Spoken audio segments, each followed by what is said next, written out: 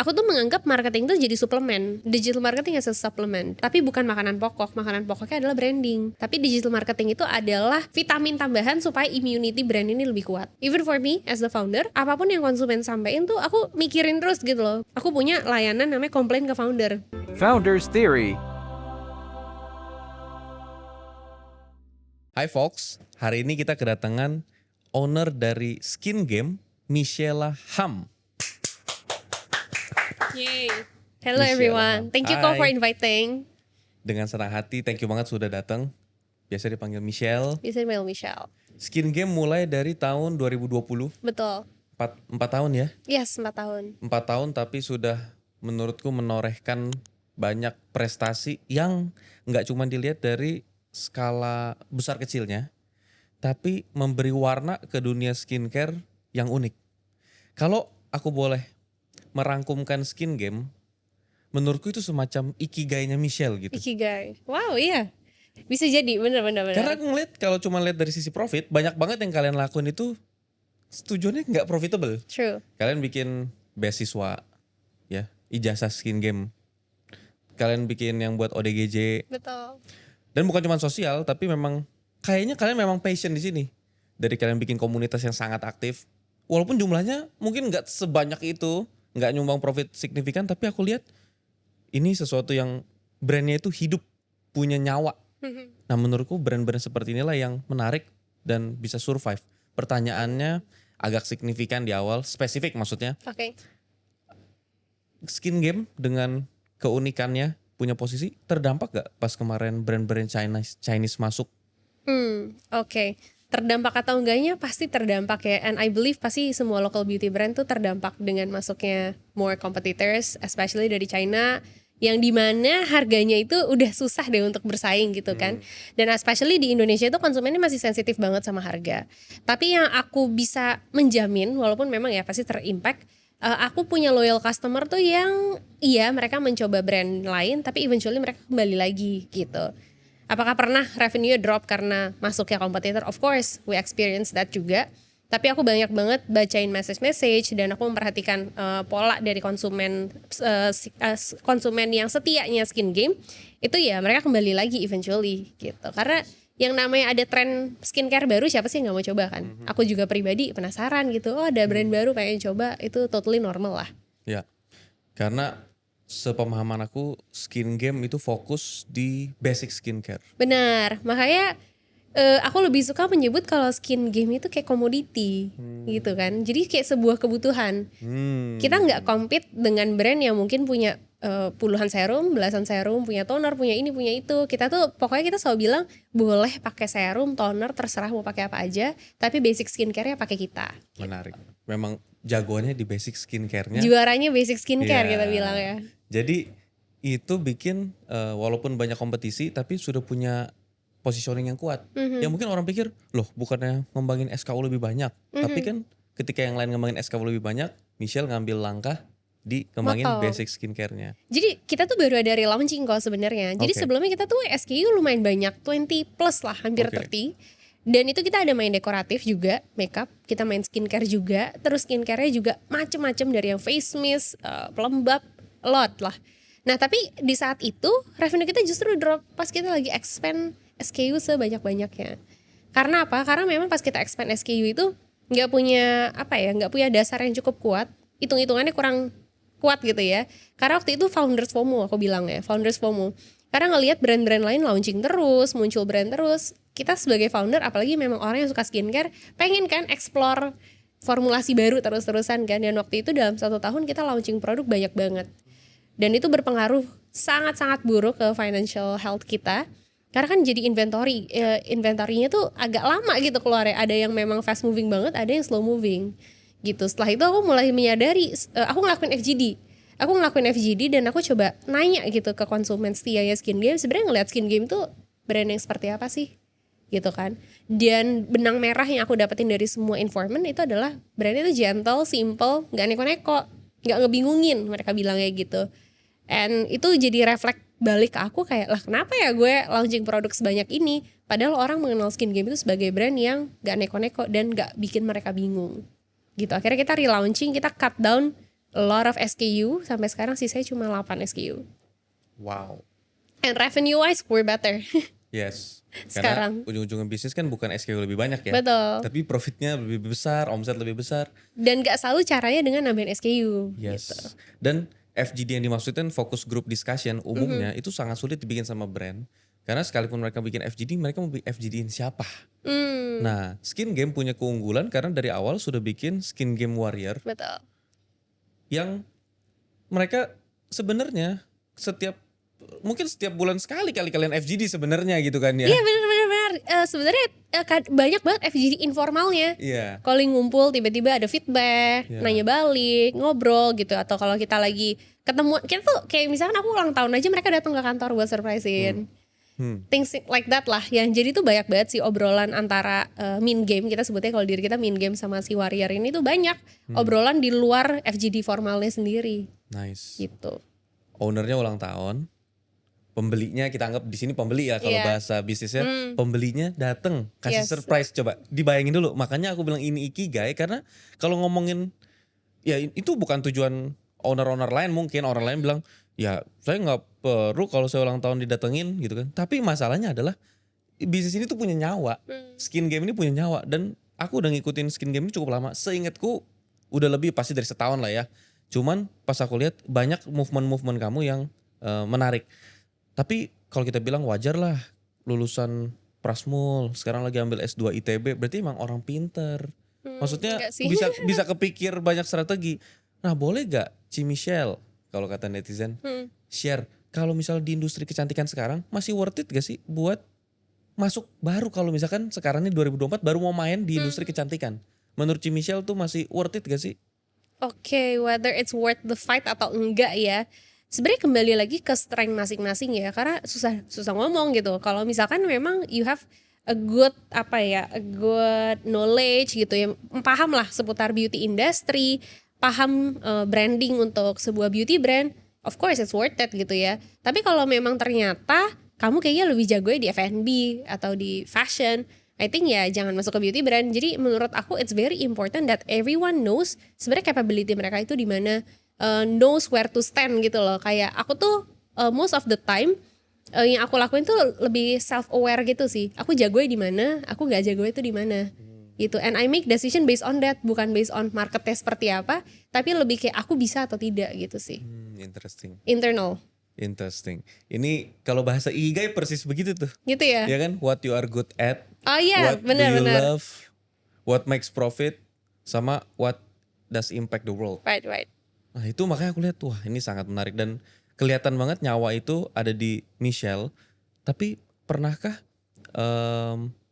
ada kesulitan membangun tim atau mengembangkan? Karena aku lihat unit bisnis Michelle menurutku cukup luas. Ada Finders Lab ya. Itu kan sebenarnya Masih connected lah. ya Bener. satu ekosistem. Betul, satu Tapi kan ekosistem. sebenarnya butuh kepalanya masing-masing gitu ya. Bagaimana Michelle menemukan tim yang cocok buat banyak unit bisnis? Karena kadang-kadang brand tuh bukan nggak mau bikin komunitas, tapi bingung siapa yang ngurusnya. Oke. Entah karena jiwanya nggak di situ atau apa, tapi kamu ada komunitas yang warrior, terus ada Skin Game creator, ngumpulin buat passionate influencer di bidang beauty. Kamu punya Finders Lab, ada kayak perfume juga ya.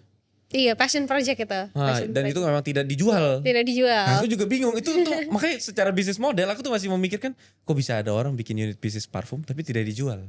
Terinspirasi dari Morning Scent. Iya betul, Morning Sense. Itu kenapa nggak dijual ya? Oke, so maybe disclaimer dulu kali ya. Kan kalau misalkan entrepreneur itu ada 3 jenis kan, entrepreneur, manager, sama brand artist. Oh, I coba believe- jelasin pelan-pelan. Soalnya Oke. kita belum pernah dengar tuh di Oh sini. belum pernah ya? Oke, kalau brand artist itu ya seni gitu, seniman lah Oke. ya, seniman. Kalau entrepreneur pengusaha gitu, scaling up, Oke. meningkatkan omset gitu ya, meningkatkan valuasi. Oke. Terus ada lagi manager itu lebih yang kayak structured, Hmm. day to day gitu ya, operasional. Nah, jadi nggak semua orang tuh nggak mungkin punya tiga-tiganya. Sometimes mungkin ada tiga-tiga tapi keunggulannya lebih ke yang mana nih? Nah aku pribadi tuh lebih ke brand artist gitu. Jadi aku tuh jarang menyebut diri aku pengusaha. Aku lebih suka bilangnya seniman aja sih. Seniman brand kali ya. Iya. Kayak kan some people kalau seniman itu menggambar, melukis, bikin lagu. Kalau aku bikin brand itu seni aku. Jadi Skin Game is my art gitu aku bilangnya. Gitu. Jadi kalau misalkan ditanya apa yang aku lakuin bener atau enggak, mungkin dari sisi orang yang pengusaha kayaknya aku lakuin bodoh deh gitu. It's a very stupid move gitu. Tapi dari sisi seniman, as long as it makes my customer happy, aku seneng dan itu bagus untuk brandnya, I'm gonna do it anyway gitu. Nice. Menurutku Indonesia butuh lebih banyak brand artis daripada entrepreneur profit, karena bukan apa, spiritnya entrepreneur yang fokusnya di scale up bisnis, mengembangkan bisnis lebih maju lagi, itu sudah masif di Indonesia. Masalahnya menganggap brand sebagai suatu seni itu yang menurutku sulit, karena kalau kita ngomong bisnis pasti sekarang kita ngomongnya data dan angka. Right. Betapa membosankannya. Gimana orang-orang kreatif mau terjun di industri bisnis ya kalau nggak ngelihat bisnis atau brand sebagai suatu seni. Menarik. Tapi pertanyaanku tadi yang parfum itu tidak dijual, apakah ini kita ngomong antar orang marketing gitu ya, apakah itu gimmick di awal atau itu memang lagi semacam proses tes pasar gitu ya, bikin MVP, apakah ini menarik atau memang itu sebenarnya cuman karena memang kayaknya unik nih, coba dulu aja siapa tahu kalau test the water gitu. Oke. Jadi kalau yang parfum itu memang MVP. I call it MVP karena apa? Karena aku tuh nggak bisa launching produk yang aku sendiri tuh belum yakin dan belum mahir. Kalau di skincare aku udah ngerasa aku mahir lah formulasi ya. Tapi di parfum itu it's a whole new knowledge gitu. Banyak banget ilmu-ilmu yang belum aku dalamin lah seputar parfum, dan aku ngerasa nggak pede kalau jualan parfum yang bikin belum ngerti parfum gitu. Tapi kita udah ketemu wangi yang enak. We found a good scent gitu ya. Yang kayak aduh sayang banget nih kalau nggak di launch gitu kan. Jadi ya udah kita launch aja. Terus impactnya ke Skin Game sendiri, kita itu salah satu brand yang jarang diskon di tengah gempuran diskon ya. Kita tuh very sensitive dan very strict about profit gitu. I don't care mau revenue-nya naik berapa kali lipat, tapi kalau profitnya NPM-nya tidak dijaga, I'm not happy gitu. Jadi yang kita lakukan adalah kita nggak ngasih diskon gede-gedean, tapi kita kasihnya free product. Jadi buy one get one. Freebies ya. Freebies gitu Nice. kan. Tapi freebiesnya kalau sekarang tuh aku perhatiin ya banyak brand ngasihnya pouch, sisir, Asal-asalan. kaca, iya asal-asalan, asal ada freebies gitu. I don't wanna do that gitu, karena menurut aku tetap dong kita harus appreciate customer, kita tetap harus kasih promo yang menarik. Gimana caranya tapi harga kita nggak hancur gitu. Karena sekali ya kita diskon, itu tiap bulan ditanyain mulu kapan diskon, ya kan? Exactly. And it's a never ending cycle. I wanna end the cycle. Wow. Itu ini menurutku walaupun sederhana bahasanya ya, tapi itu sebenarnya sentilan yang tepat buat para pebisnis, terutama bisnis beauty yang setiap bulan rutin diskon. Mereka pikir ya itu udah dilakukan sama semuanya, masa kita nggak diskon, nanti kalau kita nggak diskon customer nggak beli. Memang faktanya karena dia udah rutin diskon, ya customer mah kagak beli kalau dia kagak diskon. Betul, Orang betul. customer udah tahu nanti setiap tanggalnya double nih, dia diskon gede ini. Betul. Ya tungguin aja pas tanggalnya double ya. Atau pas live gitu ya. Iya kan? Jadi ujung-ujungnya mereka beli karena pas lagi diskon. Kita sendirilah yang membiasakan mereka begitu sebenarnya. Bener. Tapi ada solusinya. Kalau solusinya itu yang lain, terus kalau nggak diskon gimana cara ngasih added value-nya? Yep. Ya, yang lain mungkin kasih itu tadi pouch dan lain sebagainya, seringkali orang nggak mau karena aduh kalau kayak gini mah nggak kepake barangnya. Atau voucher gitu Iya kan? biasanya. Sesuatu yang kayak ini nggak terlalu useful, tapi gimana caranya ngasih freebies yang punya added value yang sangat mahal. Betul. Menariknya adalah pertanyaanku, dari industri skincare dan juga mungkin sempat masuk di dekoratif make up, kenapa ke parfum? Oke. Kenapa ke parfumnya? Of course karena tren ya. Karena sekarang kan lagi tren banget parfum. Kedua sebenarnya karena emang ada demand sih. Ada demand dari konsumen yang sering banget nanya kapan Skin Game ngeluarin parfum. Tapi kita nggak mau jatuh ke lubang yang sama.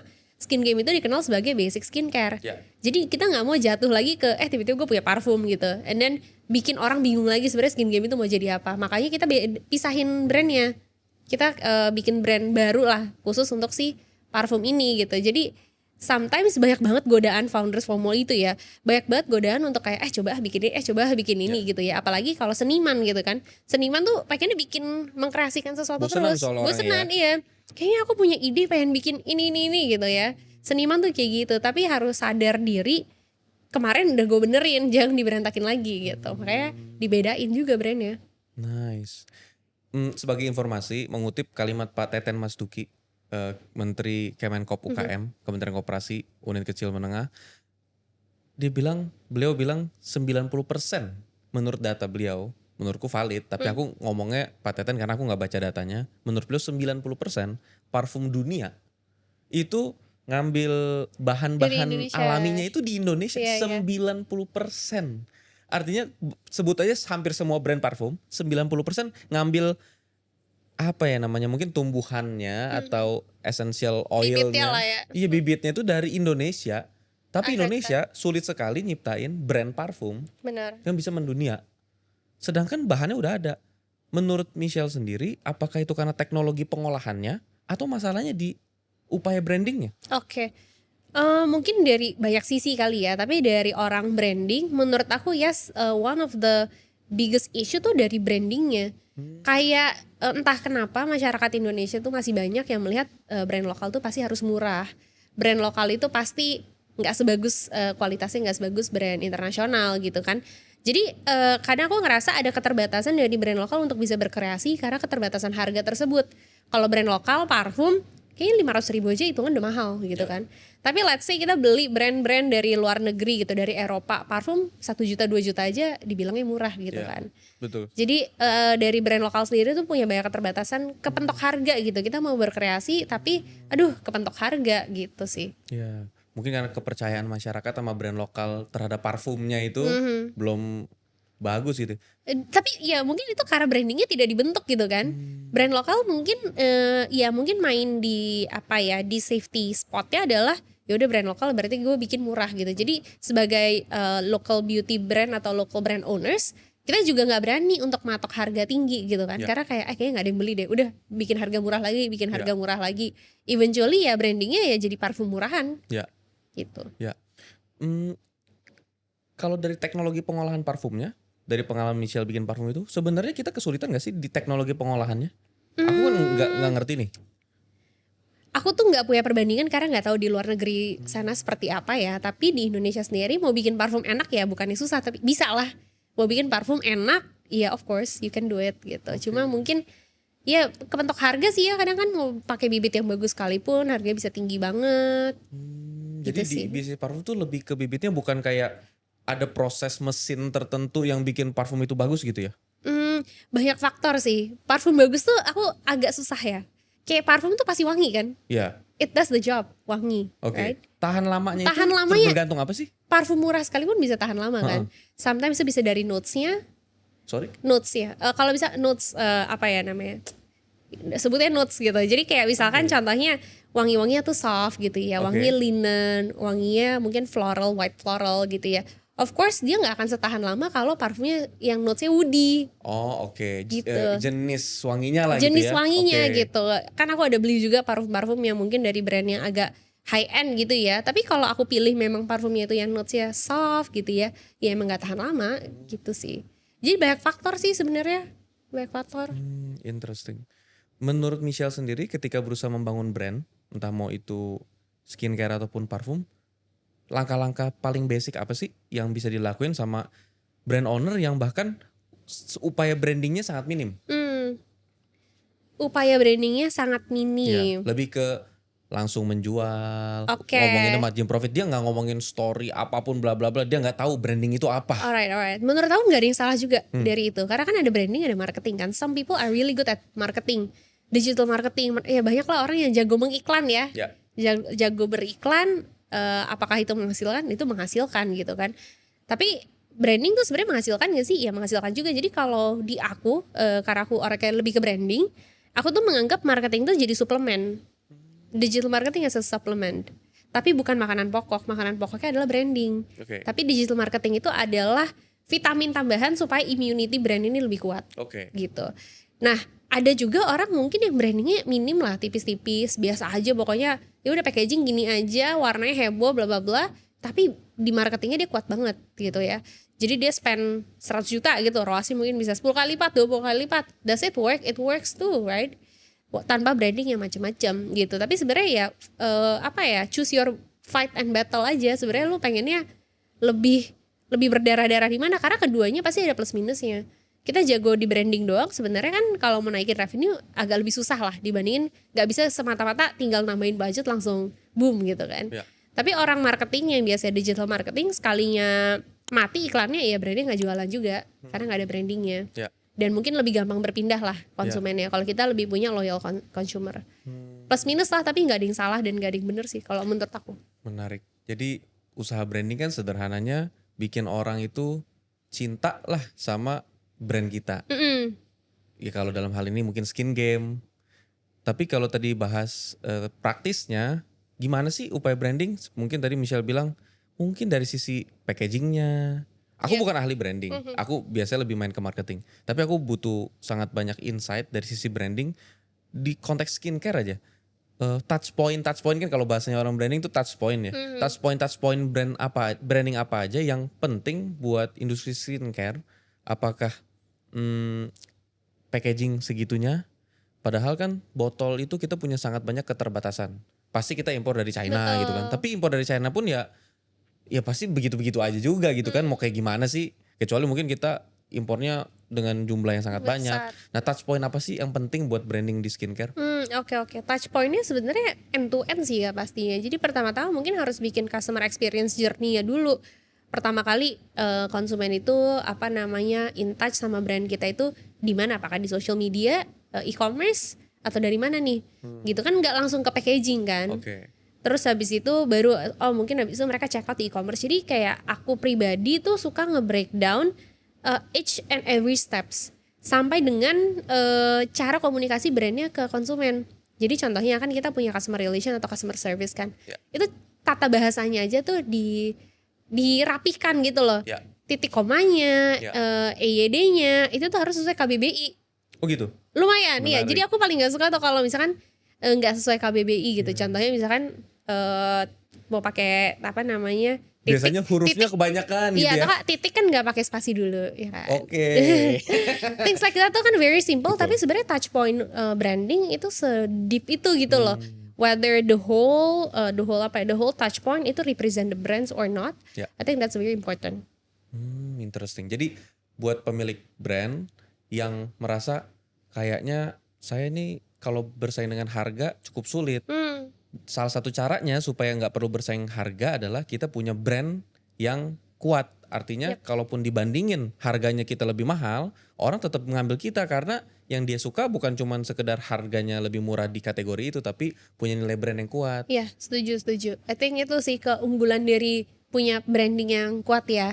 Tapi memang kadang menciptakan sebuah branding yang kuat itu kayak bukan satu hari langsung jadi gitu kan. Udah idenya bagus banget, storytellingnya udah dibikin secakep mungkin, tapi gimana caranya kita bisa menceritakan itu ke orang yang lebih banyak gitu. Karena sometimes aku lihat banyak orang tuh punya cerita yang menarik di brandnya, tapi nggak ada yang tahu, gitu kan. Jadi kurang berisik gitu ibaratnya. Nah kalau berisik itu kan sebenarnya tugasnya si marketing ya. Marketing, iya betul. Makanya kayak menurut aku nggak bisa A atau B, tapi presentase gitu ya. Mungkin aku brandingnya 70%, marketingnya 30%. Menarik. Ini pertanyaan yang harus aku tanyain ke brand artisnya. Apa itu skin game? Skin game itu lebih dari sekedar brand, of course. Lebih dari sekedar beauty brand doang. Tapi skin game itu adalah sebuah koneksi dan sebuah hubungan kali ya. Hubungannya itu lebih dari sekedar konsumen dan juga perusahaan. Tapi hubungannya itu mungkin teman, bisa jadi pacar, bisa jadi pasangan hidup. Karena aku sering banget kalau ngobrol sama konsumen, mereka tuh bilangnya kayak pokoknya aku mau skin game itu ada sampai aku tua gitu. Hopefully nanti anak aku bisa pakai skin game juga. Jadi ada long term relationship yang mungkin bukan dibangun dalam waktu yang singkat ya. Itu benar-benar kita build pelan-pelan dan mungkin banyak trial errornya juga gitu. Cara komunikasinya gimana sama mereka, apa sih yang bikin konsumen kita nyaman, dan kita tuh bilang skin game itu is a good listener. Jadi keunggulan kita adalah listener. Jadi kita bilang your skin listener. We do really listen, dan itu bukan gimmick semata. Benar-benar apa yang konsumen sampein tuh benar-benar dipikirin gitu. Even for me as the founder, apapun yang konsumen sampein tuh aku mikirin terus gitu loh. Bener nggak ya ada yang bilang gini? Coba cari tahu dulu deh FGD lagi, di testing lagi apakah benar atau enggak. Bahkan aku punya layanan namanya komplain ke founder.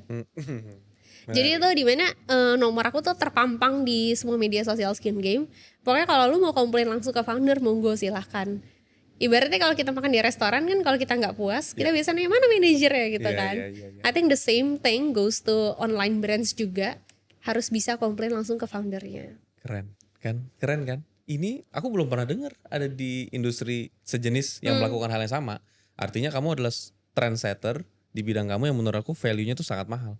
Kebayang nggak ketika aku tanya apa itu skin game, itulah jawaban dari seorang brand artis. Dari jawaban itu kita baru nangkep, oh itu maksudnya branding ya. Gimana caranya yang kalau orang umum bilang apa itu skin game, orang pasti bilang ya bisnis skincare gitu kan. Tapi ini apa itu skin game? Koneksi, hubungan, bisa jadi pacar, bisa jadi sahabat. Faktanya hampir semua orang mulai menyadari bahwa hubungan atau customer relationship, kalau kita di marketing pakai bisnis model canvas, biasa yang kita udah sering bahas, kita bakal ngambil di poin nomor 4. Customer relationship itu lebih daripada sekedar klien. Itu udah pemikiran dasar semua pebisnis, tapi seringkali nggak ada eksekusinya. Yap. Dia bilang, oke kita adalah sahabat Anda, kita keluarga Anda.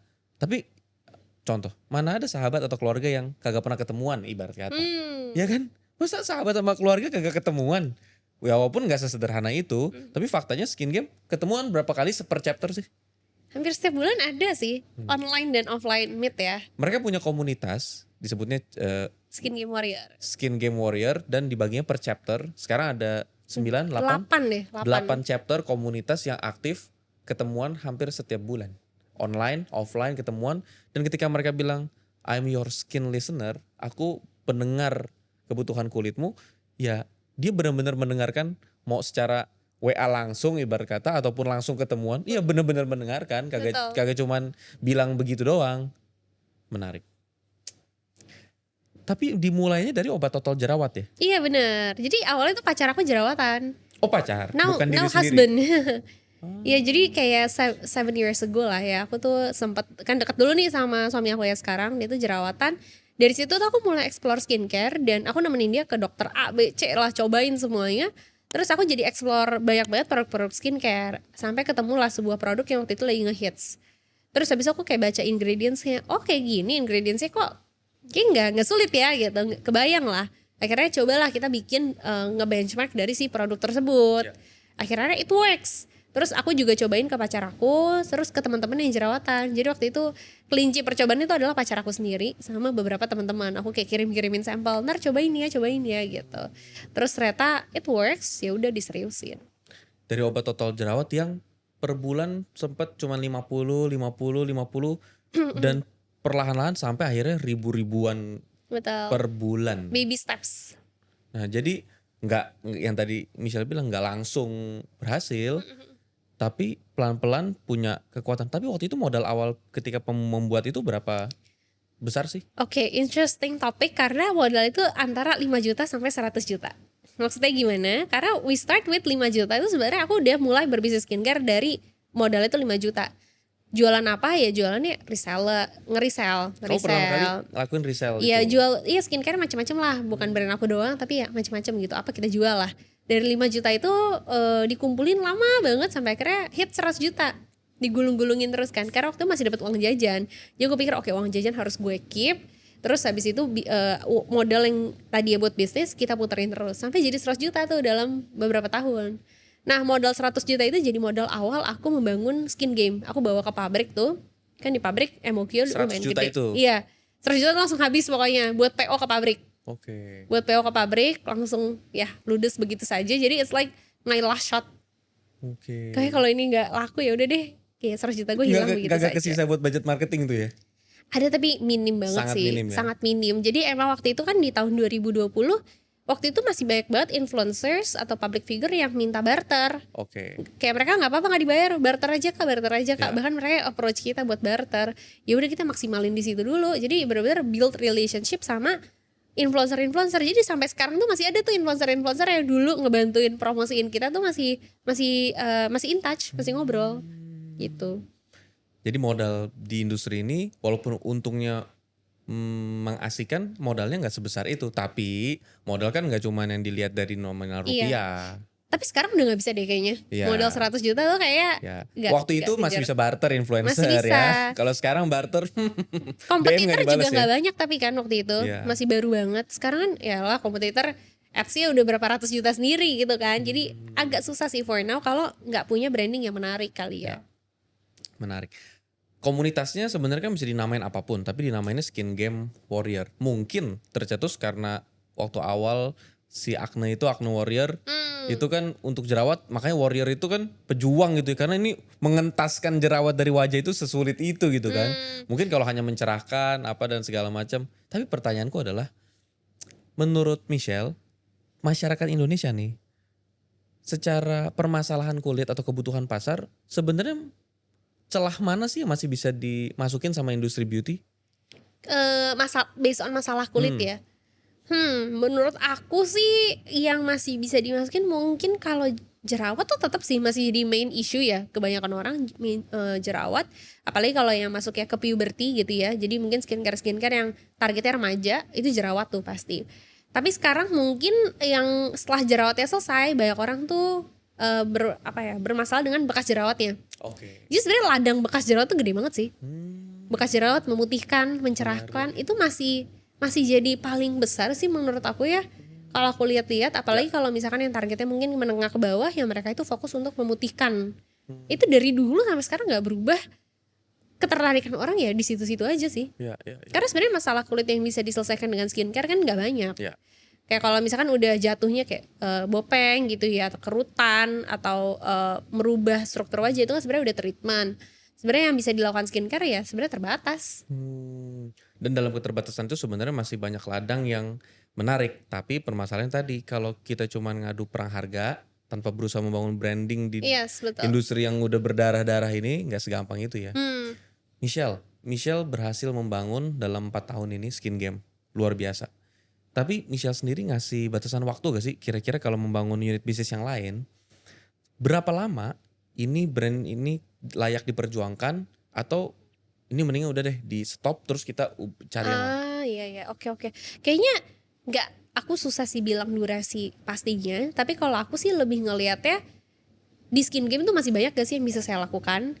Dan mungkin kalau waktunya dalam satu hari aku waktunya 90% untuk skin game, apakah skin game masih bisa grow ke yang titik lebih jauh lagi gitu kan. Tapi kalau memang di skin game aku udah kehilangan confidence, satu, atau kedua aku udah punya tim yang kayak udah pokoknya kalau gue 50% doang di skin game itu bisa jalan, I'm ready to go on to the next business gitu. Jadi kayak bukan waktunya tapi bukan berapa lamanya, tapi lebih ke dirinya sendiri internally, resources yang aku punya sudah mencukupi belum untuk fokus ke sebuah brand baru gitu. Soalnya kadang-kadang kan misalnya pendengar itu punya permasalahan adalah saya mencoba membangun brand sudah 3 tahun katakanlah, tapi menurut saya hasilnya itu nggak maksimal karena orang juga nggak tahu brand saya berusaha membuat positioning, orang juga nggak ngerti positioning saya. Berapa lama saya harus bertahan di sini atau apakah saya tetap pertahankan pokoknya sampai saya selesai gitu atau gimana sih keluhnya itu? Jujur kayak belum pernah ada di posisi itu ya. Yang pasti aku pernah sih bikin brand pas lagi membangun skin game tapi nggak dijalanin karena lebih ke waktu tadi sama resources which is cashnya. Cashnya sayang nih kalau misalkan kita punya 50 juta. 50 juta kalau kita masukin ke skin game bakal menghasilkan 200 juta. Ngapain kita masukin 30 juta doang, 20 juta buat brand lain yang belum pasti kan. Nah jadi aku masih berkutat di situ sih. Jadi kalau misalkan berapa lamanya itu kadang kesadaran diri masing-masing gak sih? Kadang tuh ada mungkin iya deh udah 2 tahun tapi kok kayaknya belum ada traction gitu. Tapi masih ada confidence. I think the most important adalah do you still have the confidence in your business or business model atau enggak sih? Menarik. Buat aku ya, tapi nggak tahu benar atau salah ya. Inilah teorinya Michelle. Tapi terkait confidence ini menarik karena confidence itu bisa terbentuk mungkin dari sudut pandangku ya.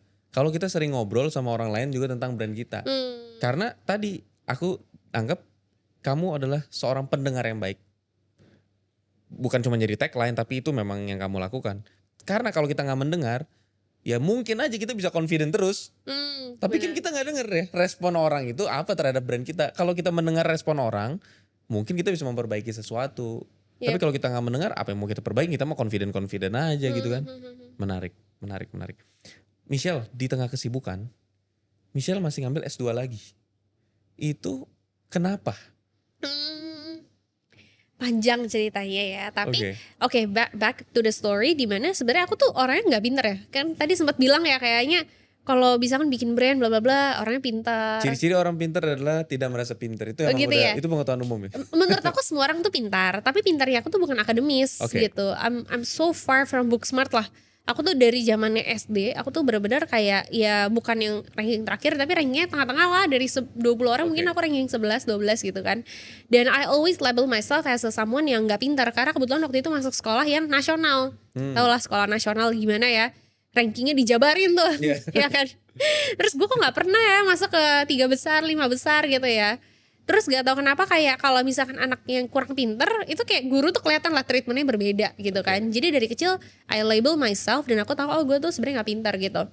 Terus sampai akhirnya pas SMP aku pindah sekolah ke sekolah internasional yang kayak loh kok di sini gue jadi pintar gitu ya. Pintarnya kenapa? Karena cara belajarnya berbeda gitu kan. Gak ditakut-takutin gitu. Kalau dulu pas aku SD tuh banyak guru tuh yang kasar gitu sama anak. Kalau misalnya nggak salah jawab atau gimana, banyaklah hukumannya ya, mulai dari berdiri depan kelas, dipukul lah, dijewer atau yang kayak gitu lah. Mungkin teman-teman ada yang merasakan gitu ya. Pas aku pindah ke sekolah internasional kok aku ngerasa aku lebih nyaman ya, dimana kok guru-guru tuh lebih mendukung kreativiti aku, dan kalaupun aku salah ya tetap ditegur, tapi kok cara tegurannya nyaman buat aku gitu. Jadi aku nggak ada anxiety buat masuk ke sekolah Oke. gitu. Terus dari situ tiba-tiba nilaiku jadi lebih membaik gitu. Dari yang tadinya anak tengah-tengah, aku mulai kayak masuk ke 10 besar gitu. Udah kayak oh gue udah dikategorikan anak pintar di sini gitu kan. Terus tapi aku mulai merubah label diri aku sendiri sih. Yang tadinya aku bilang aku gak pintar, aku mulai ngerasa oh gue tuh bukan gak pintar, tapi cara belajar gue memang berbeda. Dan aku bukan orang yang akademis gitu, yang bisa ngafal, bisa ngitung, matematika, kumon dan lain-lain. It's not me. And it's okay gitu. Pas aku make peace with that, aku jadi lebih apa ya, jadi lebih pintar in a way yang aku tuh jadi master in what I'm good at, bukan trying to learn what I'm not good at. Kan biasa kalau kita jagonya kita nggak pintar matematika, jagonya di musik gitu, tapi di les ini matematika kan, bukan di les ini musik ya kan. Nah itu it happens gitu, tapi setelah aku melihat oh gue jagonya di sini, aku mulai fokus di situ, ternyata aku excel gitu. Dan akhirnya aku mulai merubah lah label diri aku dari anak yang nggak pintar jadi anak yang bukan gak pintar tapi punya cara belajar yang berbeda. Jadi S2 itu sebenarnya tuh kayak pembuktian ke diri sendiri lagi. Tuh kan lu gak bego gitu. Interesting. Tapi apakah itu dalam proses perjalanan pembelajaran itu kasih involve yang signifikan buat bisnis yang lagi kamu jalanin? Oke, sebenarnya tidak. Oke. Karena pelajaran di S2 itu jujur ya teoritis lah. Kan kita juga banyak kan dosen-dosennya akademisi bukan Iya, iya, praktisi kan. Jadi it's a lot about theory yang sebenarnya kadang kalau aku lagi jalan bisnis it's useless gitu. Mungkin apalagi scale bisnisnya masih sekarang ya. Mungkin kalau scale bisnisnya nanti sudah besar, udah puluhan tahun mungkin bisa berguna gitu. Tapi for now nggak terlalu lah ya. Bukannya useless banget tapi nggak terlalu. And the other thing is aku tuh pengen banget jadi dosen sebenarnya. Sebenarnya tujuan aku jadi dosen tuh aku pengen menemukan orang-orang yang seperti aku dulu. Aku dulu yang selalu melabel diri itu jadi anak bodoh. I wanna tell them that you're not stupid. It's okay kalau IPK lu jelek, tapi you need to master sesuatu gitu. Dan itu nggak harus di kuliah, nggak harus di akademi gitu sih. Nice. Jadi my goal sebenarnya nanti kalau udah lulus S2 tuh mau melamar menjadi Dosen. lecturer, iya dosen. Keren. Duitnya nggak ada sih sebenarnya. Hah? Duitnya nggak ada. Iya, makanya aku bilang keren karena itulah orang kan bilang guru itu kan pahlawan tanpa tanda jasanya. Betul. Dan kalau mau ditanya ya sebenarnya edukator atau orang yang ngasih pendidikan itu yang paling penting buat ngerubah ekonomi Indonesia. Karena Setuju. faktanya sekarang kan orang nggak percaya sama brand lokal sebenarnya karena edukasinya aja. Yep. Dia bukannya jujurnya secara kualitas banyak banget brand lokal yang udah bagus di berbagai kategorinya. Tapi karena kita nggak terbiasa mengedukasi dengan cara yang baik. Jujur aja edukasi seringkali terasa sangat membosankan. Gimana cara membuat edukasi jadi menyenangkan itu adalah PR-nya para brand owner. Entah mau nyebut dirinya brand artis atau bukan, pokoknya harus mengedukasi pasar dengan cara yang menyenangkan. Yep. Dan itulah yang Setuju. dilakukan Skin Game. Namanya aja Skin Game. Tapi kenapa game ya? Oh iya, oke. Jadi orang-orang tuh biasa kalau pakai skincare berfokus pada hasil kan. Contohnya kalau misalkan lagi ada jerawatan, duh kapan ya jerawat gue sembuh gitu kan.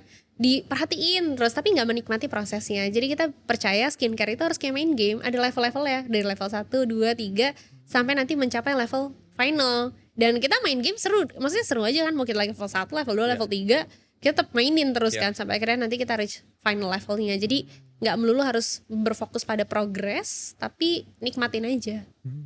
Interesting. Berkaca dengan kasus 271 triliun, buset loncatnya jauh bener nih. Iya. Tapi ini bakalan menarik karena ngomongin tadi. yang sekarang jadi 300 triliun kalau angkanya di berita ya. Itu adalah mereka biasanya bangun CSR. Itu buat mencuci uang. Ya kalau dilakukan sama PT-PT yang luar biasa besar itu, ya itu indikasinya pasti larinya ke money laundry. Tapi Skin Game kan bukan korporasi yang seperti itu. Nggak ada duitnya Nggak kalau sebesar itu gitu nggak kan. ada duitnya buat dicuci. Tapi CSR-nya itu menurutku ya berisik. Berisik artinya cukup serius, cukup berbiaya. Yep. Dan maksudnya aku nggak yakin itu nambah profit. Cuman kenapa kamu masuk ke berbagai CSR di edukasi, di mental health dan lain sebagainya. Oke, jadi Skin Game itu punya program namanya Satu Garis. Kita itu fokusnya di beasiswa. Jadi SDG nomor 4, Quality Educations. Kenapa education? Karena balik lagi tadi aku ngerasa kenapa ya kok gue gak pinter ya. Dan aku tuh walaupun gak pinter tapi aku suka banget sama pendidikan gitu. Jadi kayak biasa orang yang menurut aku kayak jadi influencer pendidikan itu kayak kenapa harus, let's say Maudy Ayunda, she's very smart gitu kan, everyone look up to her. Kenapa harus pinter gitu ya? Kenapa harus pinter? Kenapa gak bisa gue Menarik. aja yang gak pinter, gue juga mau dong bisa mengedukasi dengan cara gue sendiri gitu. That's why a lot of actions yang dilakukan Skin Game itu selalu berkutat di edukasi, quality educations gitu. Makanya turunannya itu adalah di CSR sendiri kita juga memilih educations, quality education SDG nomor 4. Kita sekarang udah membayar beasiswa tuh untuk 5 orang ya. 5 orang awardee. 5 orang dan Syaratnya itu apa bisa dibayar? syarat ada pendaftarannya, Maksudnya ada apakah prosesnya. mereka harus nilai tertentu? Kita tuh ada syaratnya nggak susah sih, jauh lebih gampang lah dibanding LPDP. Pokoknya gampang banget lah, pokoknya ya udah minimal IPK 3. Iya. Terus harus berjanji mereka akan menyelesaikan tepat waktu. Tipikal lah. Ya. Tipikal aja. Tapi yang aku lihat tuh dari motivation saya kenapa lu mau mendaftar beasiswa ini itu menarik banget. Jadi pas batch pertama kita open beasiswa, semua jawabannya itu yang daftar ratusan. Jawabannya sama semua. Kenapa lu adalah orang yang tepat untuk menerima beasiswa ini? Ya, jawabannya apa? Rata-rata tebak. Membantu orang tua. Bukan. Masih mending, apalagi. Oh itu masih mending. Masih mending. Supaya kaya raya? Enggak. Aku susah soalnya aku udah lama putus sekolah, ekonomi keluarga kayak gini. Kita susah banget ya pokoknya menjelaskan betapa susahnya ekonomi mereka. Is that wrong? Sebenarnya nggak salah sih menjawab seperti itu. Tapi apa yang bedain lu sama orang lain? Karena semua orang yang daftar beasiswa ini adalah orang susah, ya kan? I see. Kayak si A susah, si B susah, si C susah. Terus gimana cara aku menimbang siapa yang lebih susah gitu kan? Semuanya susah. Sampai akhirnya aku menemukan dan I didn't even know what to expect sebenarnya dari jawabannya. Jadi pas baca jawabannya itu aku kayak sampai bingung, milih yang mana ya, kok semuanya susah ya gitu kan. Sampai akhirnya aku ketemu beberapa jawaban-jawaban, jadi dari ratusan itu kayaknya cuma berapa persennya doang. Jawabannya adalah iya, mereka menjelaskan mereka putus sekolah karena ekonomi. Tapi apa yang mereka lakukan adalah mereka tuh ada yang punya komunitas membantu orang-orang di sekitar pemukimannya mereka. Jadi kayak punya program-program apalah gitu. Mereka nggak cuma berkutat pada gue tuh susah, tapi mereka tuh juga sekalipun mereka susah, mereka tuh punya aspirasi buat I wanna do good things for others gitu. Ada yang punya komunitas ini, ada yang suka aktif berhubungan dengan alam dan macam-macam. I think itu yang wow, ternyata sekalipun lu susah, lu punya keinginan untuk kayak gak cuma bersedih pada kondisi, tapi berusaha do something juga gitu. Makanya pas awal-awal aku agak susah milihnya, tapi pas makin lama-lama udah ketemu nih polanya. Orang-orang seperti apa sih sebenarnya yang layak dibantu gitu. Menarik. Susah ya, semuanya susah. Ya. Kita juga susah cari duitnya buat bayarin mereka kan. Everyone has their difficulty. Buat semua orang yang lebih kaya, orang di bawahnya susah. Iya, mereka betul. yang bilang mereka susah, yang nggak bisa dapat pendidikan itu, mereka nggak ngeliat yang di bawahnya lebih susah lagi gitu yang ya. lebih susah banyak gitu loh. I Gitu see. sih. Jadi kalau cuma membantu karena mereka susah, ya semuanya harus dibantu berarti kan. Tapi kan ya nggak mungkin pemerintah aja nggak melakukan itu, masa gue yang punya brand gitu kan ibaratnya. Emang menteri gitu Iya. ya. I see, interesting. Jadi hari ini aku belajar banyak. Terutama satu, kamu memulai ini dengan permasalahan yang di depan mata kamu. Memulai keseluruhan Skin Game ini aku lihat kamu memulai dengan modal 5 juta tadi. Ngerisal-risal barang dan terus mulai develop produk karena ngelihat pacar yang sekarang jadi suami jerawatan. Artinya mulai bisnis gak perlu ngelihat permasalahan yang sangat jauh. Jangan-jangan seringkali bisnis itu mulainya dari permasalahan yang paling dekat sama mata. Yep. Yang kedua, ketika kamu memulai ini, kamu gak memulai ini dengan ekspektasi profit, Tapi memang dari awal gunanya buat impact ke lingkungan. Dan faktanya yang aku lihat pribadi, cara kamu menjalankan bisnis pun jadi berbeda. Hmm. Walaupun yang tadi Michelle bilang, mungkin entrepreneur bilang aku movement-movement yang Skin Game lakuin bodoh. Tapi buat aku pribadi, itu bukan bodoh, itu ikigai, itu titik keseimbangannya Michelle. Dan itu yang bikin Michelle jadi setiap bangun pagi itu ada alasan untuk melek gitu kan. Karena kalau cuma profit, mungkin itu hanya sebagian pilar gitu ya. Jadi founders, kalau apa yang kita lakuin sekarang nggak sekeren yang kita lihat orang-orang, wah dia sudah mencapai berapa juta dolar di usia sekian, berapa ratus juta rupiah di usia sekian. Mungkin nggak semua orang harus punya goals yang seperti itu. Kalau tadi pakai bahasanya Michelle, mungkin bukan aku bodoh tapi ternyata cara belajar aku nggak seperti orang-orang lain. Nah mungkin seperti itu juga di bisnis. Mungkin bukan aku tidak sukses, tapi aku punya indikator kesuksesan yang berbeda. Mungkin kalau sukses yang lain itu masuk majalah Forbes, Fortune, masuk Finvogue, ya mungkin sukses buat beberapa orang adalah bisa menyekolahkan adiknya. Yap, betul. Atau mungkin Setuju. sukses buat beberapa orang adalah seenggaknya keluar dari mental health problemnya diri mereka sendiri. Jadi sukses itu sangat luas dan beragam dan gak perlu melihat kesuksesan dengan cara yang sama. Setuju banget. Ini pelajaran-pelajaran mahal yang kita dapat hari ini membuat kita menjalani ini tuh jadi lebih hidup. Gak ngelihat ini, aduh ini bisnis itu bosan banget. Kalau gak untung rugi, udah gitu doang. Iya benar-benar. Merah Kalau hijau aku untung rugi. Ini kayak gak sesuatu yang menarik buat dijalanin. Tapi ternyata ini bisa jadi sesuatu yang menarik kalau ngejalaninnya dengan passion tadi. Menarik. Michelle, ini pertanyaan penutup. Menurut kamu, kan gak semua orang harus jadi founder sebuah bisnis. Tapi menurut kamu, karakteristik seperti apa yang paling penting semua founders harus punyai? Oke, karakteristik yang semua founder harus Iya. punya. Kalau menurut aku adalah skill imajinasi kali ya. Waduh, belum pernah ada yang jawaban begini. Oh, gitu Keren ya? nih, aku suka nih yang baru-baru. I mean founder tuh kan penemu gitu kan. Oke. Penemu dari sesuatu yang tidak ada jadi ada. Oke. Jadi if you don't have any imagination, how can you create something yang sebenarnya tidak ada gitu kan. Ya. Kayak sebuah brand, sebuah produk, sebuah inovasi, itu tuh dari yang tidak ada jadi ada. Dan itu dilakukan sama founder-founder. Jadi kalau imajinasinya sempit, gak bisa, ya pokoknya aku tuh sering daydreaming orangnya. Kalau lagi bengong di mobil itu suka ngeimajinasiin apa aja lah pokoknya. Dan I think itu sebuah skill yang sangat penting karena gak semua orang tuh bisa berimajinasi. Ya. It's a very simple thing for some people, tapi buat orang lain tuh imajinasi tuh apa sih sebenarnya? Gimana cara kita berimajinasi gitu? Gimana caranya kita munculin pikiran-pikiran yang baru di otak kita, yang kita nggak pernah lihat gitu. Ya. I think ya itu sih skill yang paling penting, imajinasi. Wow, keren. Imajinasi nggak cuman perlu kreativitas tapi juga kadang-kadang perlu keberanian. Karena Iya. kadang-kadang orang Mikir aja udah takut. iya, baru mikir, masa iya ya? Iya benar. Masa iya? Jadi jangan konyol bahwa kita nggak punya apapun, tapi kalau sampai kita nggak berani atau nggak punya keberanian buat sampai berimajinasi aja, itu kita ada di kondisi hidup yang menyedihkan. Menurutku kita perlu komunitas atau orang-orang di sekitar yang membuat kita berani berimajinasi. Setuju. Thank you Fox buat waktunya hari ini. Sampai ketemu di episode berikutnya. Bye Fox.